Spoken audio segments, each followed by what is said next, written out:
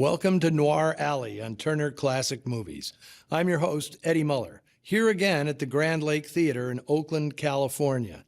This week, I'm presenting a movie that's sure to spur some noir or not arguments.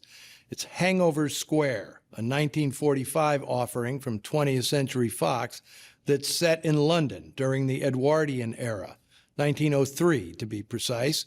If you don't believe gas lamps and top hats can be just as noir as streetlights and fedoras, that means you see noir as being confined to a particular time, the post-World War II era. Perhaps this film will change your mind. Its premise is, after all, very similar to the 1946 film Black Angel, a movie with Dan Duryea that no one disputes is pure noir. Hangover Square is even darker and more disturbing. What's odd about this being a period film is that it's based on a book set in contemporary London prior to the start of World War II. Patrick Hamilton's 1941 novel about a schizophrenic man's obsession with a callous, calculating woman was not only a story about obsession, it was a vivid depiction of England's bitter and gloomy mood on the eve of war, a mood that inspired a lot of drinking.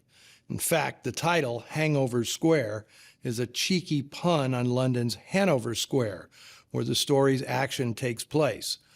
With the film going into production during the waning months of World War II, Fox decided to move the story back in time 40 years to avoid all allusions to the war. The protagonist's alcoholism was also removed. The studio felt this would be a suitable property for its new leading man, Laird Cregar. He'd been playing character roles since 1940, including significant noirs like I Wake Up Screaming and This Gun for Hire. But in 1944, he captured the public's attention as the star of The Lodger, in which he played Mr. Slade, a character inspired by Jack the Ripper. Cregar was a sinister complement to his co-star George Sanders. Both actors oozed suavity and sophistication, but Cregar's refinement typically hid an inherent derangement. It was, frankly, his stock in trade. When The Lodger became a surprise hit, Fox immediately set to work on a follow-up. Same producer, Robert Bassler. Lodger screenwriter Barry Lyndon was brought back, as was director John Brahm, who had a great feel for this kind of brooding Gothic material. And of course, Cregar and Sanders were reunited. There are, however, crucial differences. Merle Oberon was replaced by Fox's hottest starlet, 22-year-old Linda Darnell.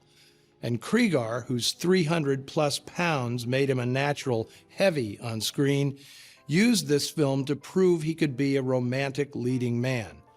Tired of being typecast as villains, Cregar went on a crash diet to make Hangover Square, determined to shed the heavy roles and become another Tyrone Power.